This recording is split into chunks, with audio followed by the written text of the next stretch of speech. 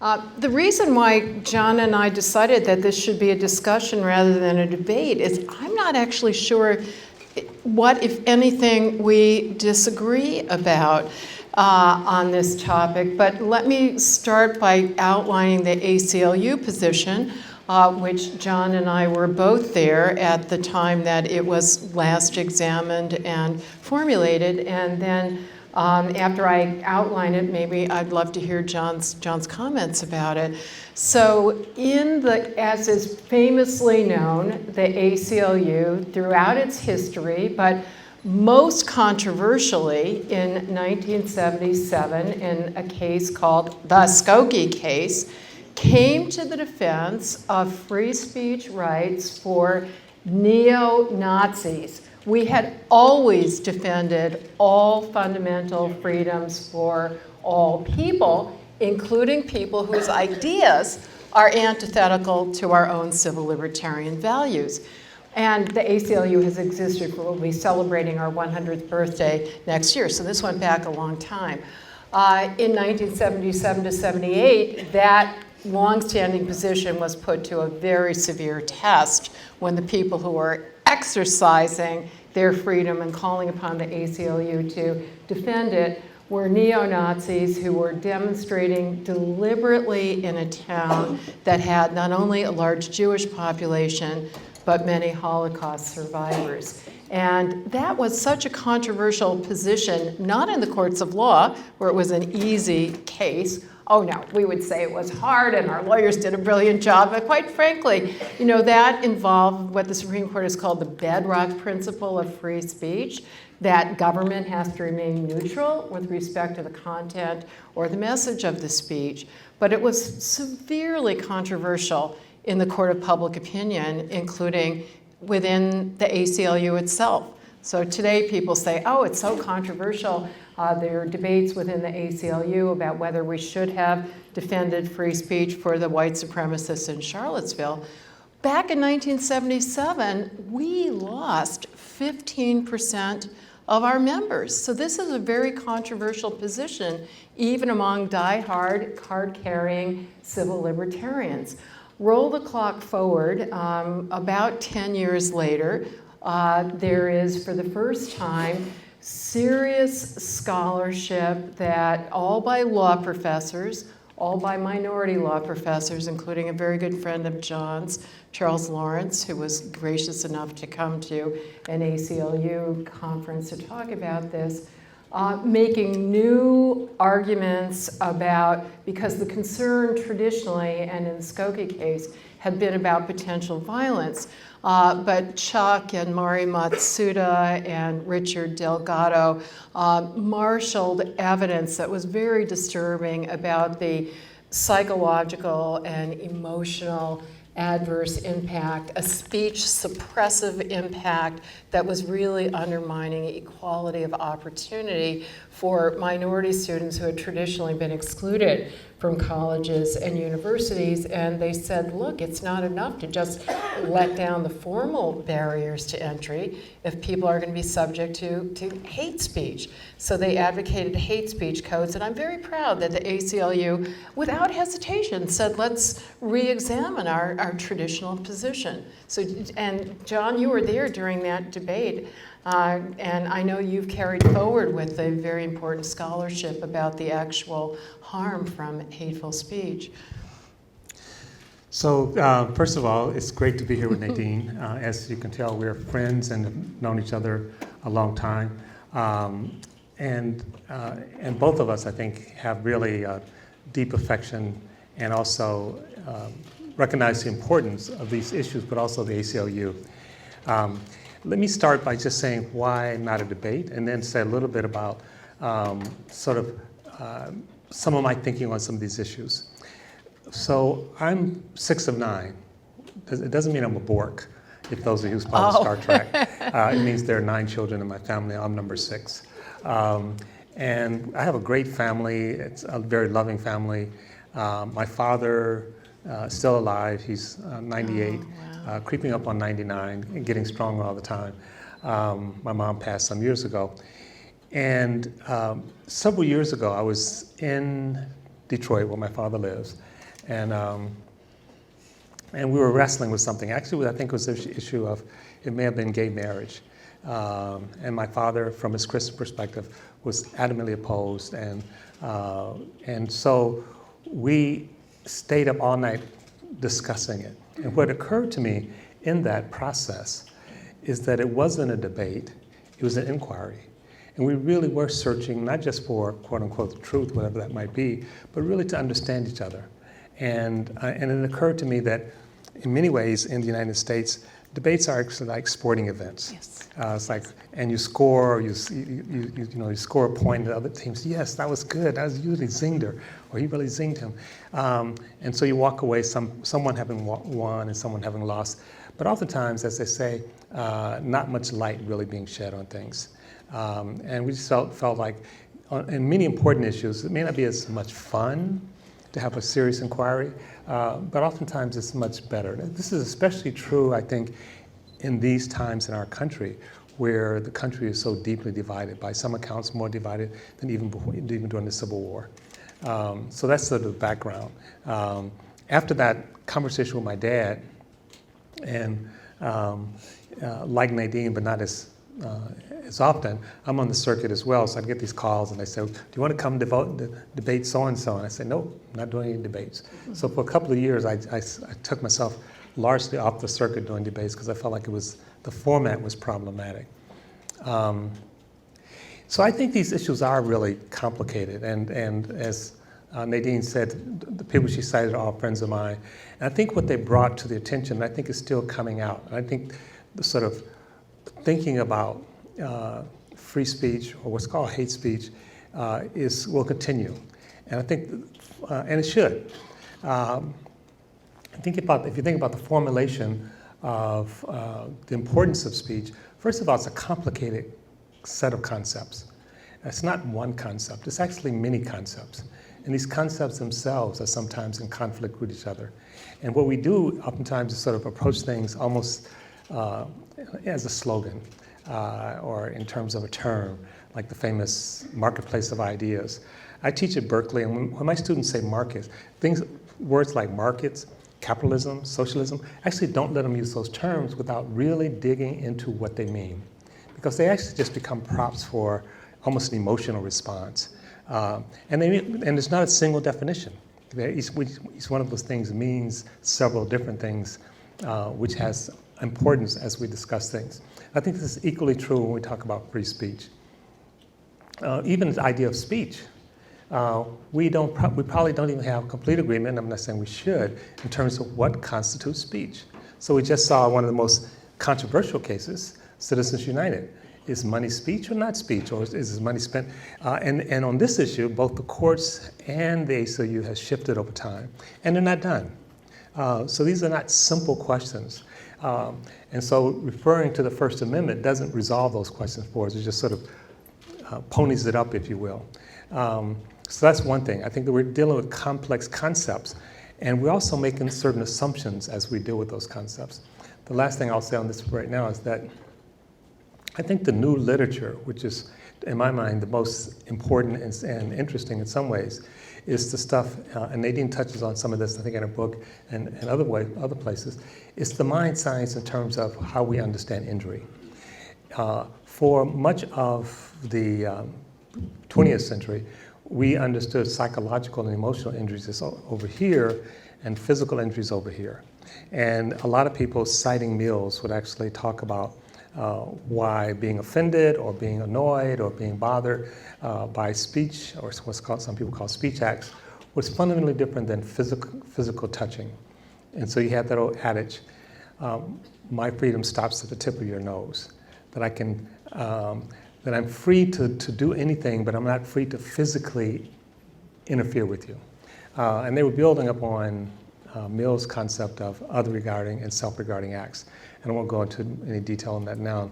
But the point is that that line has actually been blurred in some serious ways. And so now, and this is just science, doesn't tell us how to resolve the debate or discussion, but it tells us we have to think about it differently. But we now know that the line between what we call psychological factors, including psychological injuries and physical, is actually essentially gone. That literally when you have a serious psychological trauma or whatever, it physically restructures the brain and has serious implications in terms of the body. Now and when I say that, people say, so then should we regulate speech? Say no, it doesn't tell you what to do. It just tells you there's new data. And we have to actually think about the new data. Think about DNA. You know, there are people literally getting out of prison today because the best evidence we had, including eyewitness or whatever, was that this person did the crime. And then years later, we're digging up DNA and it said, nope, wrong. And how could we get this wrong? 3 people saw it, 3 people swore that this happened. And so what's happened is that our understanding of science has changed the way we think about evidence. And I'm suggesting that the science in terms of the mind and the body requires to sort of re-examine in a deeper way what kind of injuries we want to allow and what kind of injuries we don't want to allow. And I'll just end by just saying, and the injuries all over the place. So part of the assertion, appropriately so, is that to overly regulate speech. And some of you may know the book, Don't Think of the Elephant. Anyone of you know that book? George Lakoff, who's a linguist, and I know they have at least one linguist, I think, in the audience. He talks about we think in metaphors, but he also makes the notion that we should not say regulation. Because he says regulations mean safety, that we do things to create safety. We call it regulations, we've already biased how we're thinking about it. So we regulate the environment, should we regulate corporations? We're doing something to, sometimes inappropriately, sometimes appropriately, but we're doing something to create a safe environment. We're not just creating rules. But anyway, the point is that how we then create society, how we then have people in society, how we then have robust discussion, how we then have people being challenged, is all these questions need to actually be addressed in the context of what we're learning in terms of neuroscience today. And I'm not going to at all dissent from what John has said, but I'm going to amplify on it, because just as it's really important to keep investigating the potential harm of hateful speech and any other speech, and I do emphasize potential, because I think there is a difference between the kind of harm that expression can cause and that the proverbial sticks and stones can cause, because they will immediately, simply by force of being thrown, the sticks and stones will directly harm you, whereas speech harm does involve some intermediating thought processes. And I want to go beyond what the potential, and in many cases actual harm is, to so what do we do about that? And I know that that's a big, big focus of John's work as well as my work. But let me take you back to the ACLU debate in the last generation, and then I'll bring it up to date in the current generation. We had a very distinguished, thoughtful committee of the ACLU's National Board of Directors examine this evidence. They were very persuaded of the potential harmful impacts, including undermining equality and dignity, inclusivity, diversity, societal harmony, individual mental well-being. These are definitely at least potential harms. I would also add a speech suppressive harm, because if you are subject to disparaging, hateful speech, or believe you will, it has a chilling effect on your speech. I personally have experienced it, not, I'm sure, to the extent that many other people have. So we took those very seriously, but then the question was, so what do you do about it? And after serious examination, the committee concluded that despite the good intentions of censoring some of this expression, that it would be ineffective at best and counterproductive at worst. And the committee did not stop there, as it should not have. It went on to list about a dozen constructive, non-censorial approaches that should be taken by universities in particular. We were focusing on the campus issue that would prevent and remediate potential harms from hate speech. And I'm very happy that some of these recommendations of 1991, so decades ago. Some of the recommendations have been implemented, but too many of them have not yet. So I was very distressed when the Black Lives Matter movement started on campus and students started issuing requests or demands, that so many of them were the very same demands or requests that the ACLU had advocated all those decades ago. And we have not made enough progress in terms of really diversifying our campuses at every level and in improving the curriculum and improving people's ability to teach various groups of students who had traditionally been excluded from or marginalized at universities. Where we have made progress, and I'm really happy about this, is in what lawyers often call counter speech. When somebody issues disparaging, hateful expression, that it has to be swiftly and strongly responded to, the message denounced. I think maybe the speaker not necessarily denounced. We can talk about what's effective there. And, you know, I was really struck when I went back and reread Chuck's piece and Mari's and Richard Delgado's that several decades ago they said that in addition to the harmful impact of the hate speech itself from the hate monger, even worse was the fact that there was no response from the community. Number one, that media didn't give attention to these issues. If there was any coverage at all, it was very isolated. Nobody treated it as part of an overall societal problem.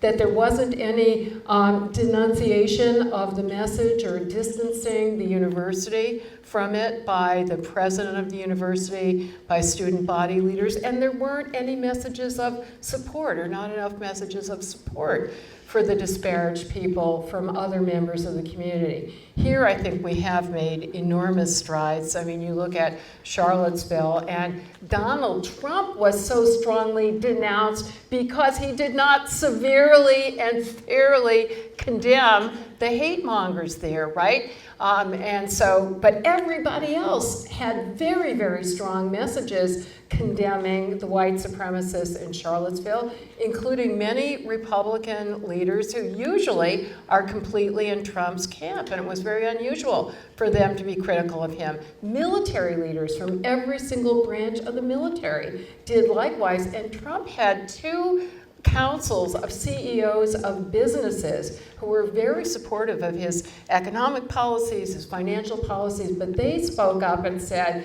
even more important than those policies is countering hatred and division. And ultimately, both of those councils were completely disbanded because they were so furious and disappointed about Trump's failure to exercise his counter speech. And at the grassroots level, communities all over the country spontaneously condemned the hatred and came together. I'm speaking from my own little town in Connecticut, where I'm fortunate to have a weekend house, which is a mostly white town. But that's kind of interesting too, because that didn't matter. This is seen as a universal problem. It doesn't matter. You don't have to be part of the targeted group to feel as concerned. We have an ongoing interfaith, including secular people, committed to hate does not live here. I want to say, just move it up forward, and then I'd love to hear John talk about his amazing work. It had been about 20 years since I had looked at the research seriously about how effective is it to censor hate speech. We had now in the intervening 20 years, many countries all over the world with track records of enforcing these laws. And I do have to say, on an extremely sad note, New Zealand is an example of a country that not only has very strict anti-hate speech laws, including against Islamophobia and other religious hate speech, but those laws are very strictly enforced.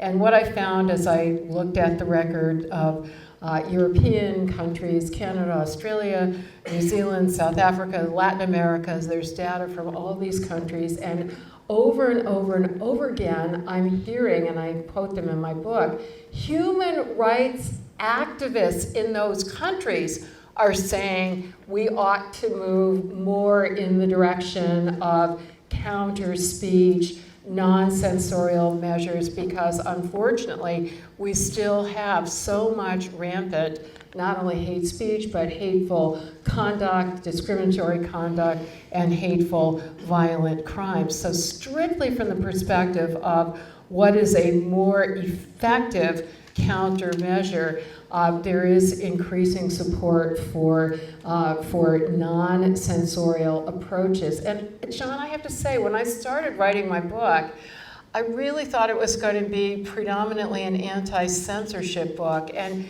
in the writing process and in the process of observing what was going on in this country and around the world, it really became very much more of an anti-hate book. And I think it's not a coincidence that the only verb in the title of my book is resist. I was thinking, so how do we resist hate, and what's the most effective way to do it? You're such a gentle person, you might prefer a more gentle verb than resist.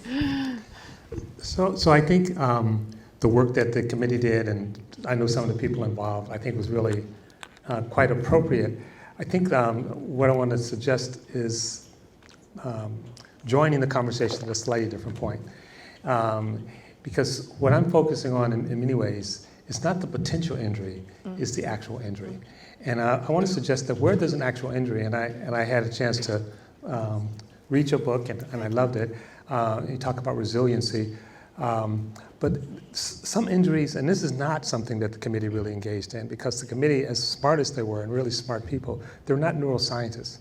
So I'll give you a concrete example. There's certain traumas that are immediate, and they're more long-lasting than sticks and stones. Telomeres, which is the stems on your cells, and it actually allows your cells to absorb nutrients so that they continue to grow and reproduce.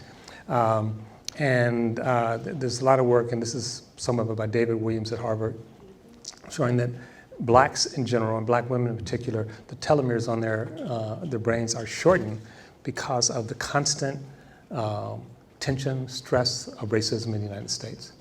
Now, this is a physical, and what that means is a shorter life expectancy. So it's not a potential. I mean, we can measure it. So I'm talking about, as we have science that says, and we know this in some sense, right? So virtually every state has laws in terms of anti-bullying and sort of sex revenge, putting stuff on the web. Revenge porn. Yeah, exactly. Or think about the Me Too movement, or think about defamation, or think about, so there are places where there is no effective response by speech. And there's a real injury. And so, in that sense, I don't focus on hate speech, I focus on injurious speech. And I'm saying, well, if we, as a thought experiment, and I'm not saying we're there yet, but I think we're getting there. I think the science is only going to get better and better. I don't wear watches, but I'm wearing an Apple Watch. And I'll just tell you a brief story about this, and it makes sense to you. I have a sister. I'm 6 of 9, and I'm old.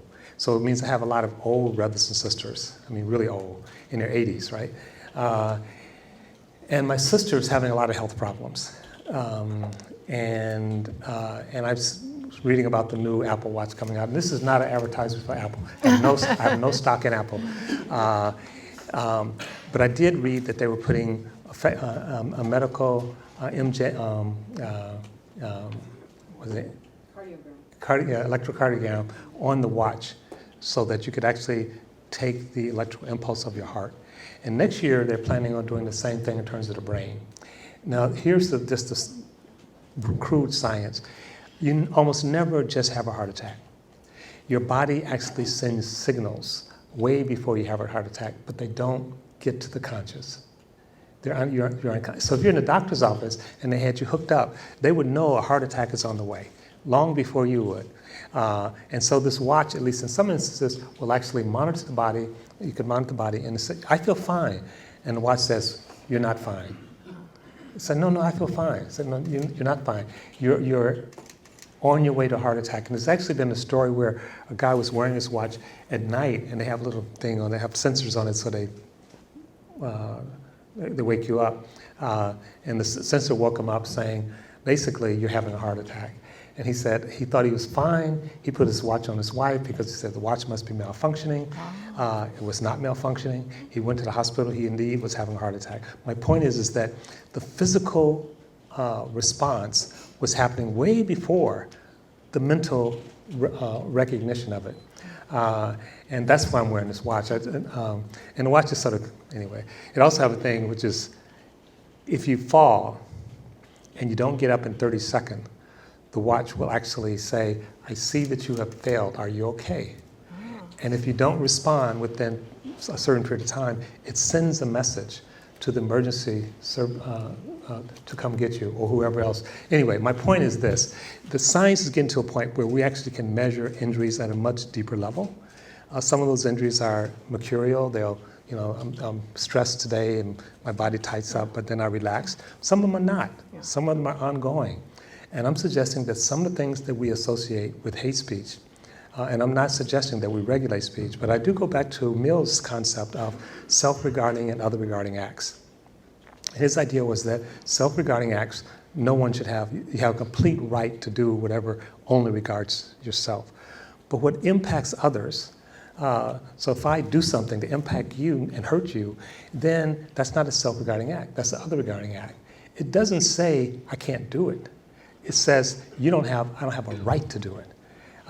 Then we have to say society has to decide whether or not I have that right. An example, most of us drive gasoline cars.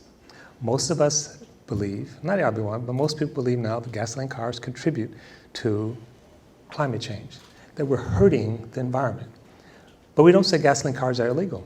We say there's a cost of regulating or stopping gasoline cars. There's a cost to driving gasoline cars. We're going to make a social decision as to how we will distribute that.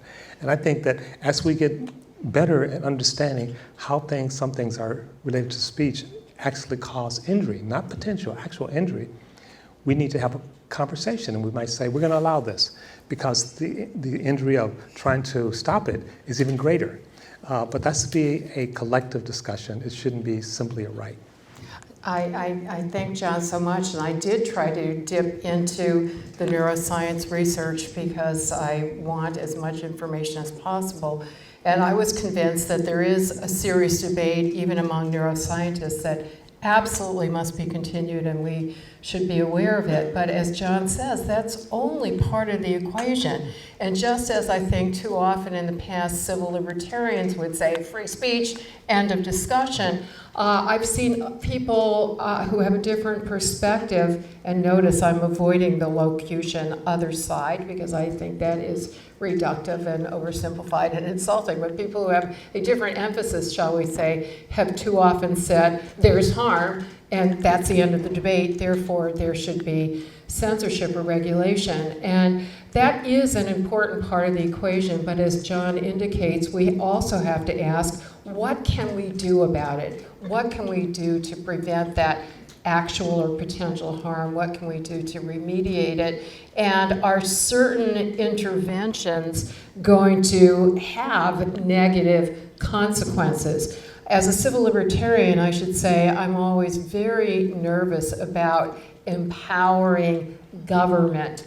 There's an inherent distrust there. There is a pattern over time where government has used seemingly benevolent power, including power to protect people from harmful or injurious speech, as a pretext for suppressing ideas that are critical of the government. So one pattern throughout history and around the world that I again saw as I did the research for my book, and human rights activists, including in international organizations, are complaining about, is that these laws being inherently vague and therefore vesting enormous discretionary power in the officials who enforce them, lend themselves to be enforced disproportionately against not only dissidents and critics of the government, but sadly and most ironically against members of the very minority groups who are most disparaged by hate speech and therefore supposedly have the most to gain from these laws. In this country, I met some of the high school students, and a special welcome to the youngest members of our audience. And let me just say, it's the 50th anniversary this year of a great ACLU landmark case, Tinker versus Des Moines School District, which, as you know, the court for the very first time held that freedom of speech does not stop at the schoolhouse gate. So I was talking to some of these students about a discourse about hateful speech, and I was very pleasantly surprised to hear from them that they do feel comfortable exchanging ideas, and that can do on sensitive subjects that too often, because of the fear not only of hate speech laws, but of censorious comments by your peers, might well be self-suppressed because you're afraid of being called an ist or an O. Anyway, they told me that, among other things, they had studied the Black Lives Matter movement, and as John well knows, Black Lives Matter speakers have been attacked in this country as supposedly engaging in hate speech.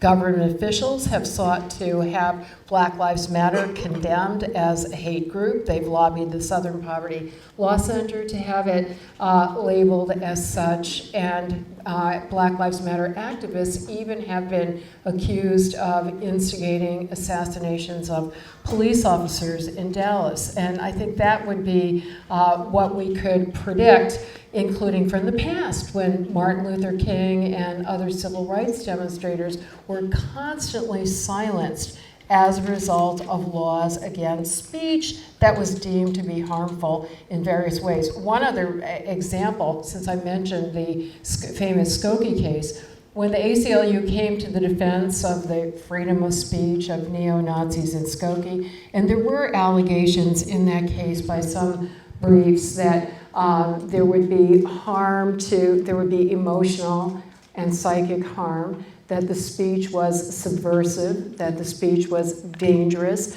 that it might trigger violence, the whole panoply of rationales. We pointed out in our brief that those were the very same arguments that had been made about 10 years earlier in another town in Illinois with very different demographics, namely Cicero, Illinois, which was very deeply segregated, predominantly white, and virulently opposed to the civil rights movement, and raised those arguments in an attempt to keep the Martin Luther King movement out of those streets. So for all of those reasons, I continued to reject censorship. And by the way, I put that in the past tense, and I want to share with you a question that I heard last week when I spoke at Skidmore College. The president of the college told me that he's writing a book, and he gave me permission to quote the title of the book because I think the title is so amazing. It is, "What Would It Take to Change Your Mind?" What would it take to change your mind? And the way that question is phrased, you have to assume, if you're an open-minded person, that something could change your mind. And I have to say quite candidly that if I were convinced that a particular kind of regulation would be necessary in order to foster equality and dignity and diversity and all of those wonderful goals, that would change my mind. So far, I haven't seen that evidence, though.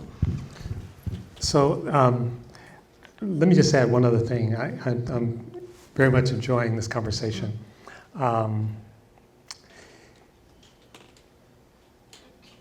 15 years ago, about 20% of the world was living under authoritarian governments, China being the largest. Today, it's close to 60%. So one thing I'm going to asked, you don't have to answer this today, Nadine, but I think we have to be very careful of disparaging government.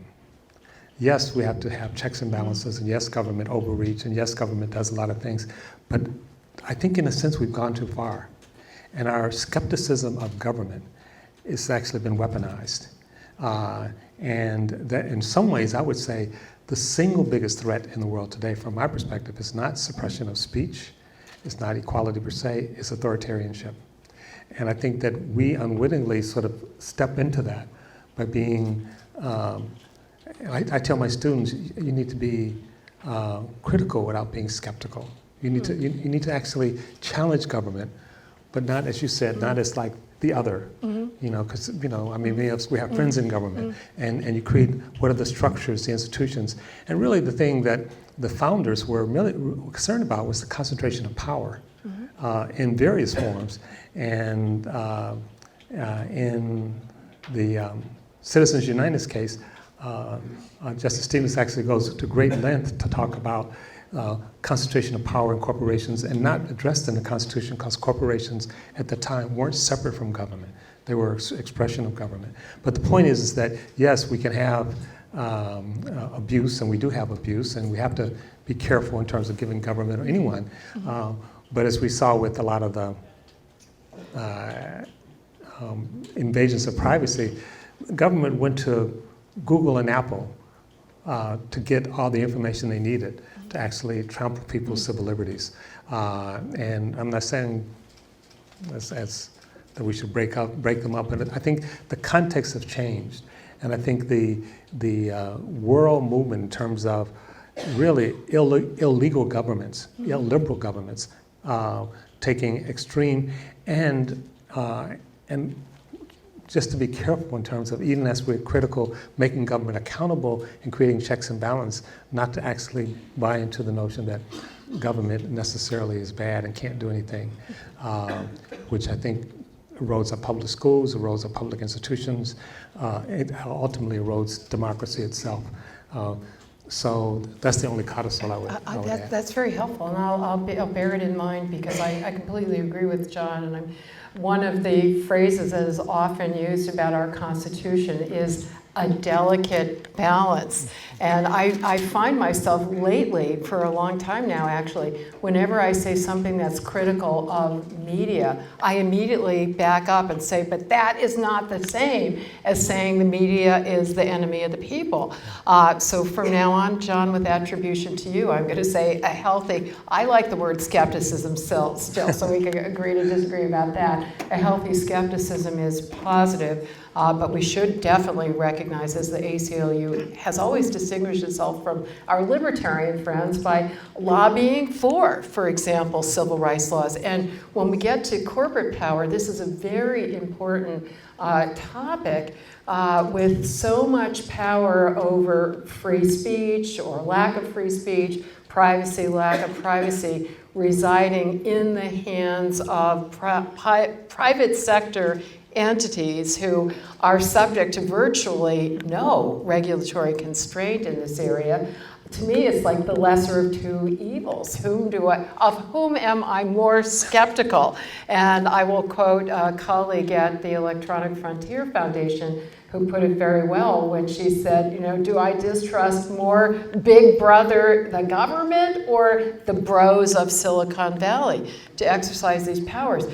I hope that we can turn to what we think is effective and what can work. John, we heard an example last night from Christian Picciolini, and I have followed with great interest and being very moved the efforts of countless generous, compassionate, empathetic people who both online and in the rest of the world reach out to even confirmed leaders of hate-monger organizations and have been able to do what they call redeem them. They use somewhat religious language. Many of them are deeply spiritual people. And it's been very eye-opening to me because I think as a lawyer, I was more used to thinking of counter-speech and a wholesale basis. You engage in debates and refutations. And the more I got into this, the more I thought, no, that is not a constructive way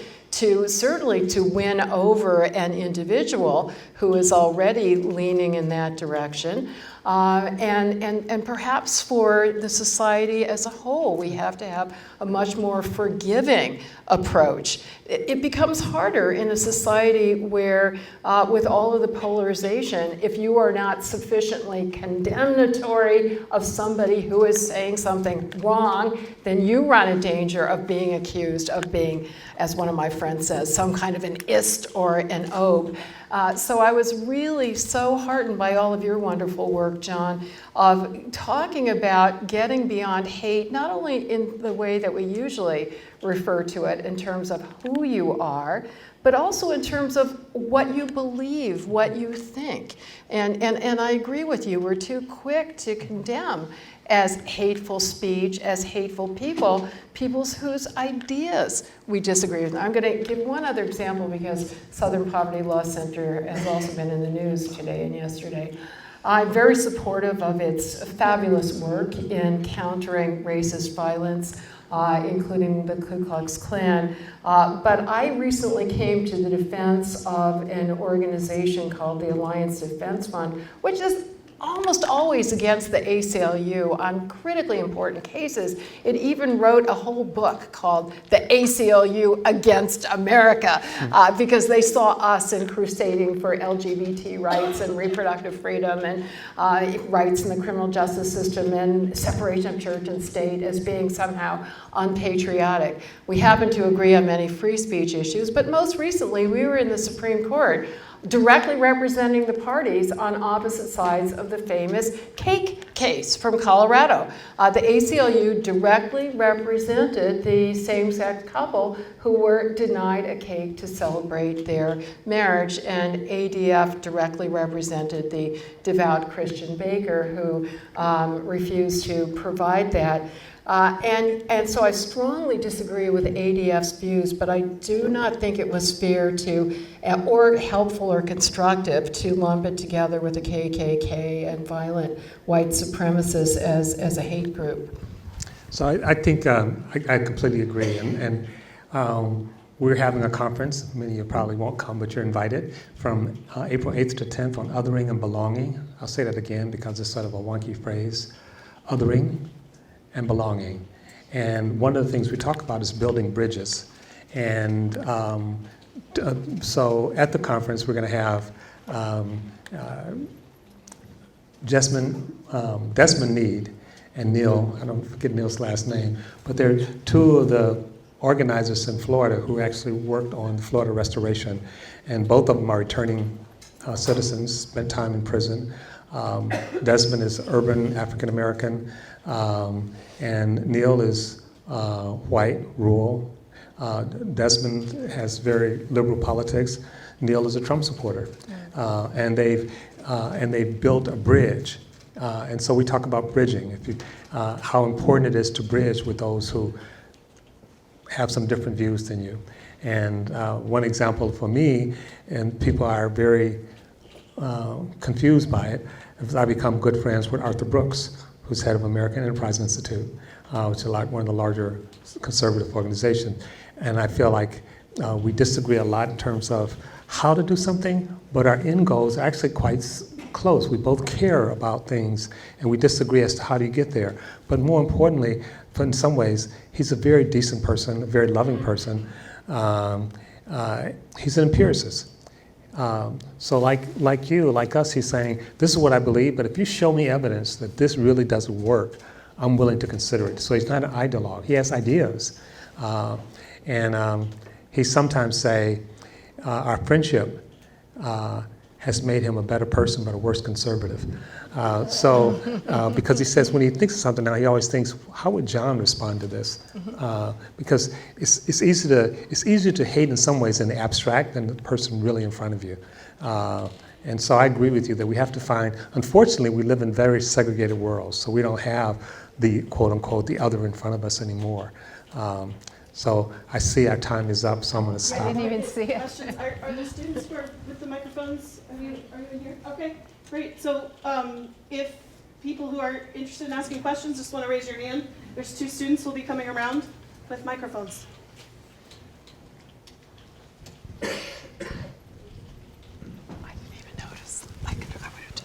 Hello, thank you for coming out. That was a great discussion. Let me just say, first of all, I'm encouraged to hear civil libertarians talking about the psychological side, right, and the psychological evidence. I wonder how, you talked a bit about the detrimental impact of certain speech on certain populations. I wonder how you react to the Jonathan Haidt, Greg Lukianoff thesis that it kind of argues the other, I guess, psychological side, and that is that the increase in anxiety we see among the youngest generation might have something to do with sort of a focus on safety to the point that there isn't students or young people aren't learning resilience. They're not learning the ability to engage constructively in counter speech, and instead living in bubbles, and as a result there's heightened fear and anxiety. I wonder if you've thought about that perspective as well. Well, I certainly have. I'm an admirer of their work. I blurbed the book, I quote it, and more importantly, the psychologists that they cite. And I agree with John that there seems to be debate among those who study these things from a scientific perspective. A, what exactly is the impact, but B, what intervention is going to be constructive. So I think the fact that that is out there on the table, and even the social psychologist Lisa Feldman Barrett, who was highly critical of their, especially John, because he's the social psychologist, right, of the thesis when it was first put out in Atlantic Magazine, she drew a distinction between single individual episodes of hateful speech versus a sustained, ongoing, pervasive climate. And so, the jury is out both on the degree and nature of the harm, but also even more constructively, what is the most effective way to prevent the harm? Whenever I make that point, which I do you mind telling me your name? I'm Wayne Batches. I'm a professor here at Very nice to meet you. Whenever I make that point, I always say I'm not blaming the victim, because I think it sounds a little bit, that rhetoric to me raises that potential specter that, if you're allowing it to hurt you, if you're not resilient enough, it's your fault.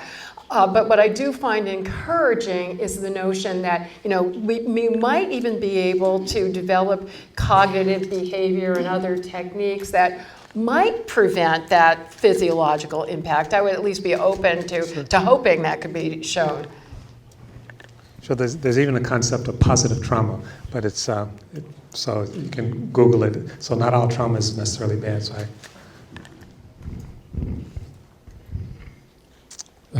this is just a question about Professor Strassen's suggestion.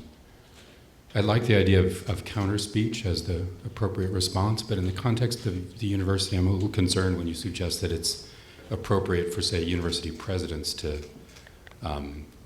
either condemn or rebut or even make much of a contestation when their faculty make controversial statements. Because you get into that practice, you have what you recently had at Temple, right, where faculty member makes a statement and then it's deemed anti-Semitic to criticize Israel, and then you're going to expect the president to be constantly issuing denunciations of any statement that offends any group. So I'm a fan of the counter speech, but to me it doesn't seem like it should be coming from the administration.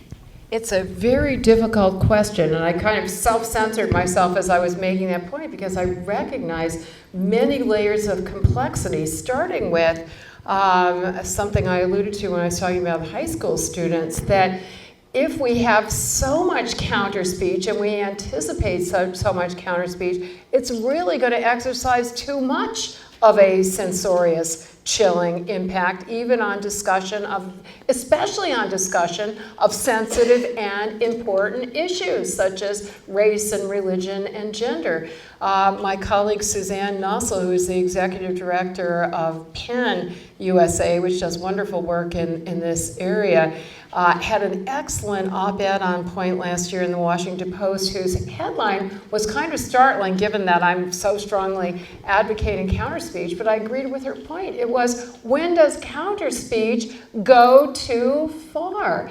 And to me, it's a delicate judgment that you have to make in any particular situation.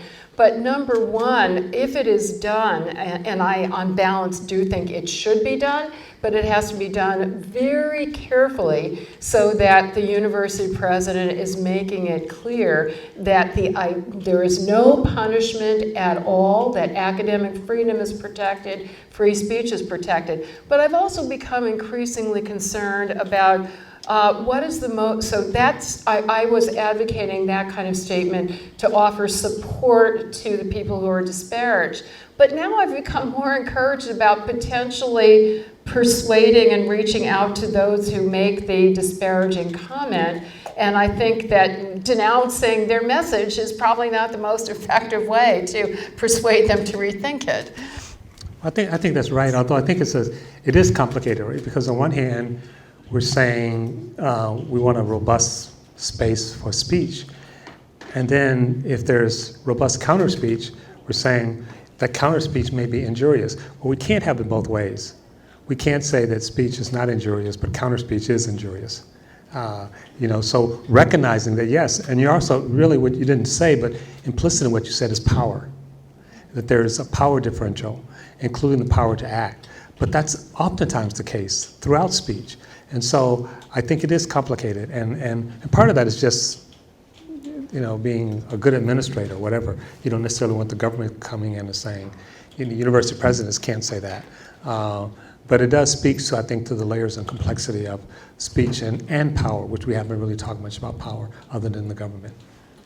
One really good example of how this was done brilliantly, I think, is the University of Florida president, who, interestingly enough, is a minister, as well as having a PhD in some scientific field. And I hadn't realized that your father was a minister too, John. And he actually, when Richard Spencer was going to come to his campus, he really diffused the anxiety as well as the potential disruption, but reaching out in a way that was affirming the positive values even more than condemning the negative ones. He dared to use the L word, love, and it didn't come across as corny. It was really embraced wholeheartedly by the student body.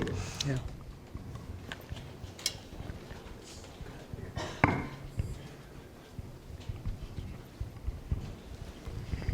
Hi. Could I ask you to talk a little bit about power in relation to free speech and preventing speech? Do you want to, sir? The question of power also, it's a sort of flip side of power, if you will, is really, Nadine actually touched on it, but I want to go a little more deeply in terms of participation. How do you effectively participate? In some ways, one of the things that speech is about is participation.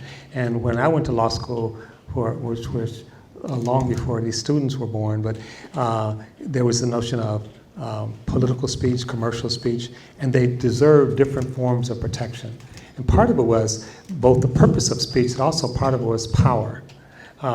In a sense, we've sort of bleached power out of the discussion. I think we have to bring it back. Because we've sort of skirted around it. When you think about when women start coming into the workplace, and when they first start coming to the workplace, oftentimes there were pornographic pictures all around the workplace. And the first response was not to take down the pictures. The first response was counter-speech. But the women didn't have the power to effectively counter-speech. And literally people said stuff like, well, if you don't like our posters, put up your own posters. We put up nude women, you can put up nude men. So power sometimes means there is no effective counter-speech because the power differential is at play in a serious way. And oftentimes we don't discuss that.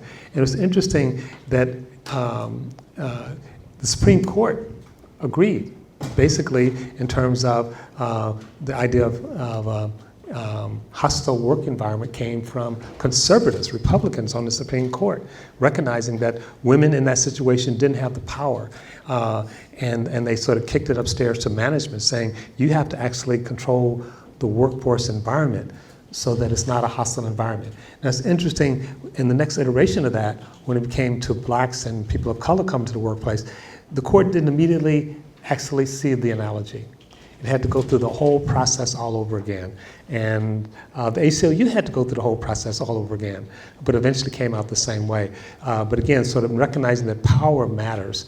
And so the ability to actually engage in counter speech actually is always affected by a huge power differential. Now, when you're talking about students talking to students or someone who's coming on campus, and then they're gone, the power is not as significant as you have an administrator who says, you have free speech, but you know what, your raise, your promotion, there's so many variables that don't know, and maybe even not even intentionally, maybe unconsciously, that sticks in the back of my mind, and I just don't think you should be full professor after that speech. So the power stuff is real, and it's complicated. Yeah, and I had forgotten until I went back and reread those early articles by Chuck Lawrence and the others, that they took a very contextual approach to deciding whether any particular word, even the most odious racist epithet, they said shouldn't necessarily be considered hate speech, that you would have to consider every fact and circumstance, including the power relationship or lack of power relationship between the speakers. One thing that's potentially wonderful about the internet and social media, and we can all think of examples where it has had that potential benefit, is that it has increased the power of people who are not wealthy, who are not celebrities, who are not particularly experienced. And I'm very thrilled at the extent to which young people with their superior knowledge and experience with social media have really had a big impact in raising their voices. Today, right, there's a worldwide movement among students to and raise their voices through social media on environmental issues. We saw it on gun issues recently. On the other hand, the downside of that is the power of the mob online to punish people for having wrong-headed thoughts or saying something wrong. So, these are all media, and we people, we individuals, we human beings can use it along with every other tool for good or ill. On the related topic, actually, I'm fascinated by the conversation at the individual level, right, about individual rights and impinging on individual level freedom.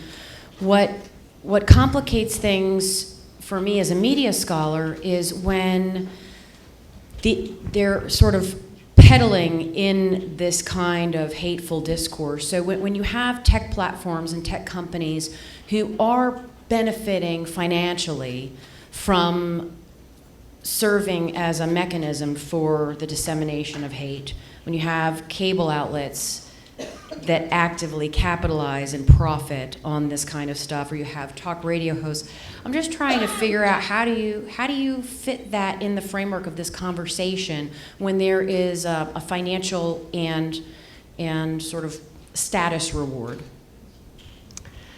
Yeah, well, studies do seem to show that it's the more hateful, provocative, extremist statements that get the eyeballs, and that's where the money is. And I think it's so positive that we are seeing all of these dangers and that they're being talked about very concertedly in the last 2 years. There are many creative conversations and explorations of what would be an appropriate intervention. Elizabeth Warren and some of the other presidential candidates are advocating, but I've heard this from Republican conservatives as well, advocating at least looking into some kind of antitrust or anti-competitive remedy, so you wouldn't be directly suppressing their messages, but at least you would be creating an opportunity for more diverse options. And that brings me to the power that all of us, we really do have potential power. I don't think it's been sufficiently harnessed yet as consumers, right? Because ultimately, these are businesses. They're concerned about the bottom line. If we can convince them that their products are disserving us, or we no longer want to be their products,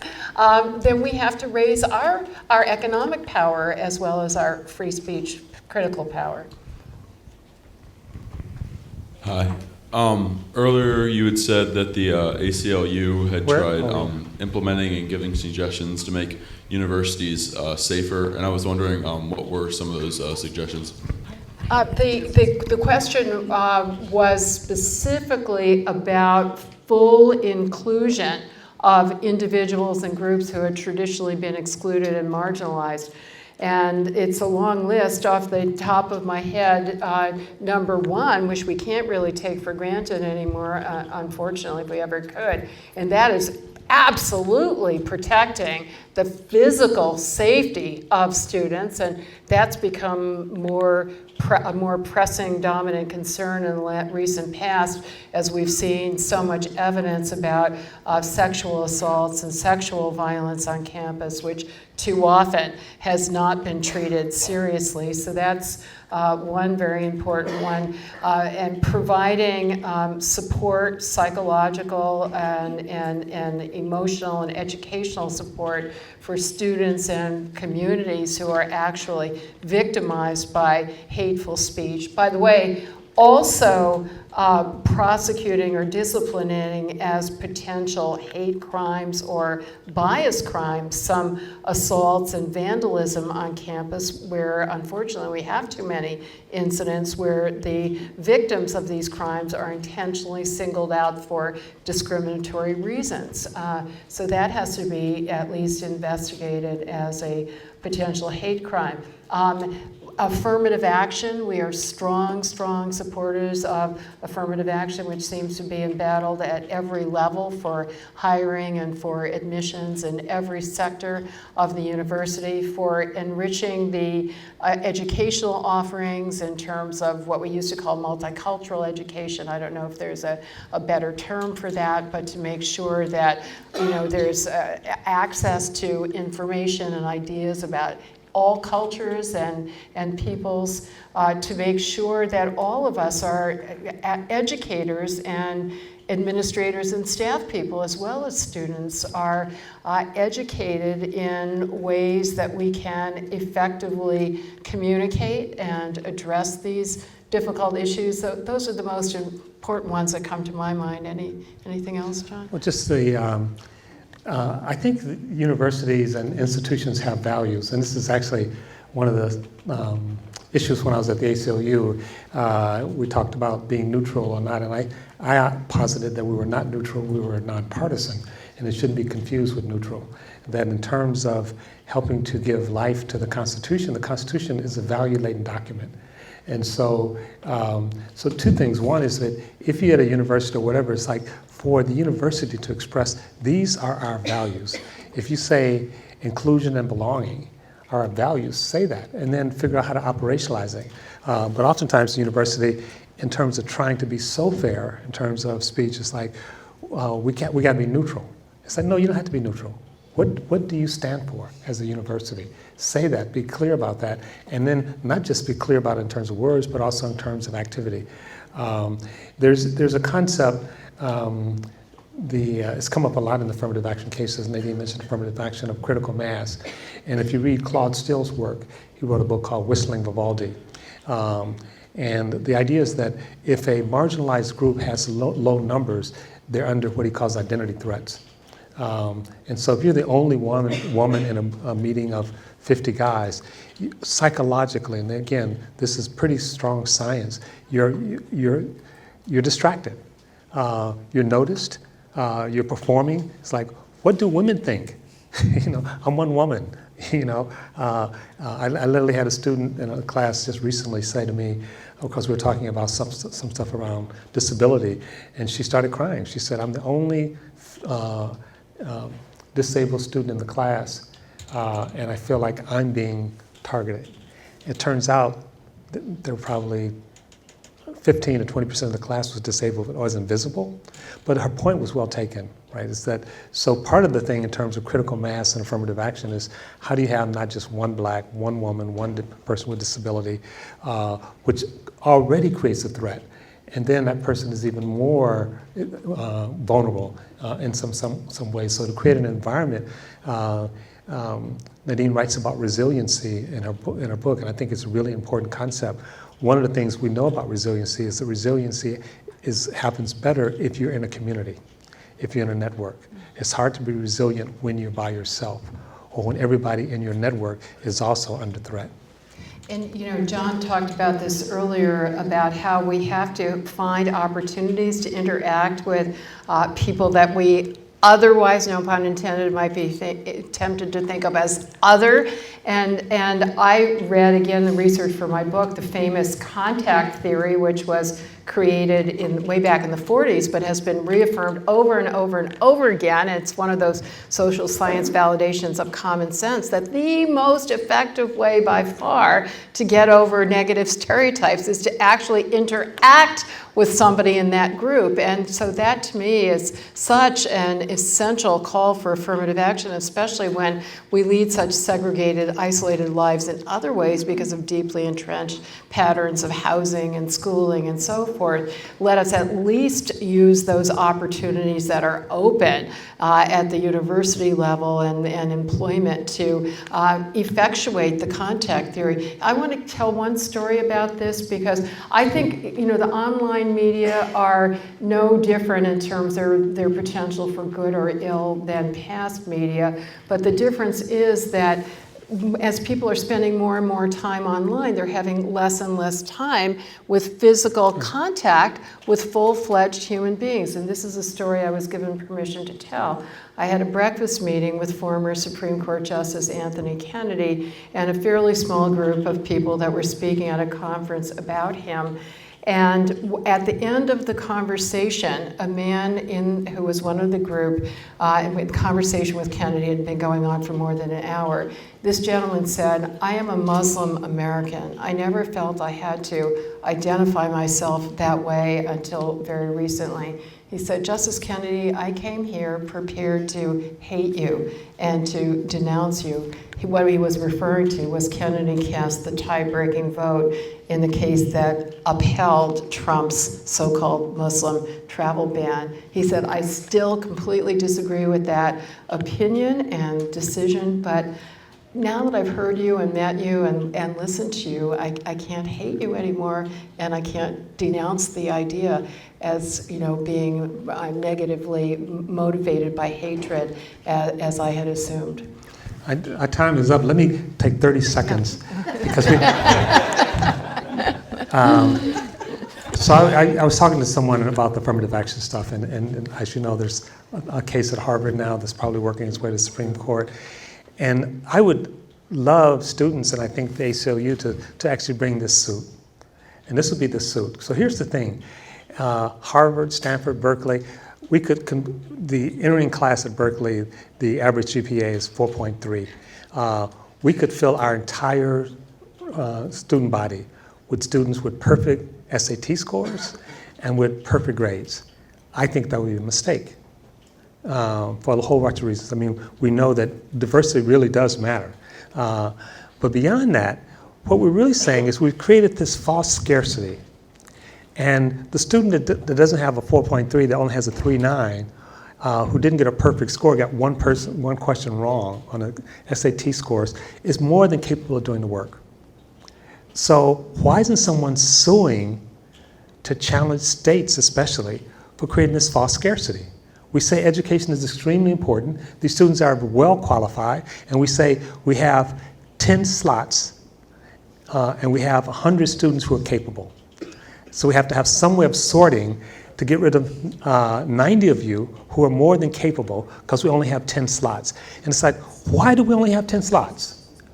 Why do we only have 10 slots when we have more than 100 students who are capable of doing the work?